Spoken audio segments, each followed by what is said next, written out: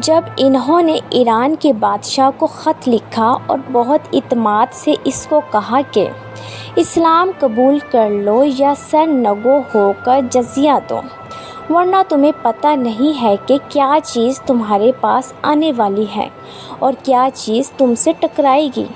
جو لوگ میں تمہاری طرف لے کر آ رہا ہوں وہ موت کو اتنا ہی عزیز رکھتے ہیں کہ جتنا تم اپنی زندگی کو۔ اسی طرح ایک باز نتینی سپہ سالار کہ جس نے خود کو ایک بہت بڑے اور مضبوط قلعے میں بند کر لیا تھا کے نام آپ نے خط لکھا کہ اگر تم بادلوں میں بھی چھپ جاؤ اور اللہ ہمیں بادلوں میں بھی پہنچا دے گا یا تمہیں ہماری سطح پر لے آئے گا تاکہ ہم میدان جنگ میں تمہارا صفایا کر سکیں۔ یہ تھا ان کا پرجوش اعتماد۔ میدان جنگ میں حضرت خالد بن ولید رضی اللہ عنہ کو ان کے نعرے سے پہچانا جاتا تھا۔ ان کا جنگی نعرہ یہ تھا، میں غیرت مند جنگجو ہوں، میں اللہ کی تلوار ہوں، میں حضرت خالد بن ولید رضی اللہ عنہ ہوں۔ ان کا یہ اعتماد اور نام ہی دشمن پر دہشت طاری کر دیتا تھا۔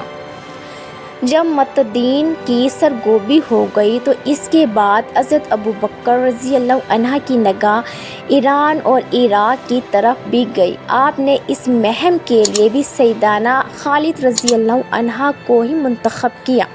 مسلمانوں کو یہ بشارت حضور صلی اللہ علیہ وآلہ وسلم کی طرف سے پہلے ہی مل چکی تھی کہ مسلمان ایرانی اور رومی سلطنتوں پر قبضہ کر لیں گے۔ آپ کو حضرت سراقہ رضی اللہ عنہ والی حدیث یاد ہوگی کہ جب حضور صلی اللہ علیہ وآلہ وسلم حضرت ابوبکر صدیق رضی اللہ عنہ کے ہمراہ مکہ سے ہجرت کر کے مدینہ کی جانب روانہ ہوئے تو حضرت سراقہ رضی اللہ عنہ نے گھوڑے پر ان کا تعاقب کیا تھا۔ اس وقت حضرت سراقہ رضی اللہ عنہ کو حضور صلی اللہ علیہ وآلہ وسلم نے بشارت دی تھی کہ ایک وقت آئے گا کثری کے کنگن تمہارے ہاتھوں میں ہوں گے۔ سیدنا ابو بکر صدیق رضی اللہ عنہ کو اس بات کی شاہد تھے۔ حضور حدیث مبارکہ کی تکمیل کا آغاز حضرت خالد رضی اللہ عنہ کی اس مہم کے نتیجے میں ہوا۔ حضرت خالد کو جتنا اعتماد اللہ اور اس کے رسول کی روحانی تائید پر تھا اتنا تو ان کو اپنی جنگی حکمت عملی پر بھی نہ تھا۔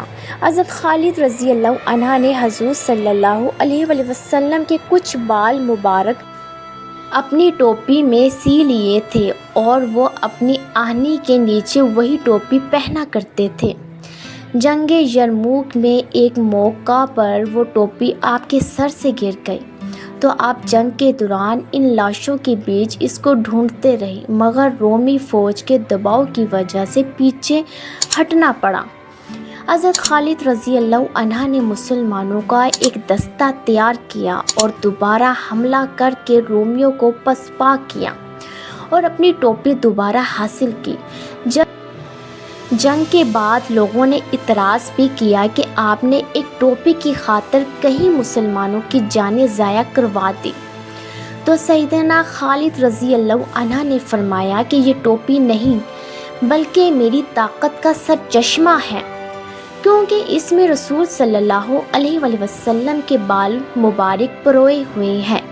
ایک اور واقعہ ہے کہ جنگ شروع ہونے سے پہلے حضرت خالد رضی اللہ عنہ کی ایرانی سپہ سالار سے بات چیت ہو رہی تھی۔ اس نے کہا کہ آپ ہم سے کیوں لڑتے ہیں؟ ہماری تلواروں میں تو ایسا زہر لگا ہوا ہے کہ جو جسم کو چھو بھی جائے تو اسے گلا کر خراب کر دے گا۔ حضرت خالد رضی اللہ عنہ نے وہ زہر کی شیشی لی اور آپ صلی اللہ علیہ وآلہ وسلم کی دعا پڑھ کر اسے پی لیا۔ آپ کو کچھ بھی نہ ہوا کیونکہ آپ کو کامل یقین تھا کہ جو کام اللہ نے آپ سے لینا ہے وہ ہر حال میں لیا جائے گا۔ اللہ کی تلوار کافروں کے ہاتھوں نہیں ٹوٹے گی۔ پھر آپ کے ساتھ رسول صلی اللہ علیہ وآلہ وسلم کے بال مبارک کی برکت بھی تھی کہ جنہیں آپ ہر وقت اپنے وجود کے ساتھ جوڑ کر رکھتے تھے۔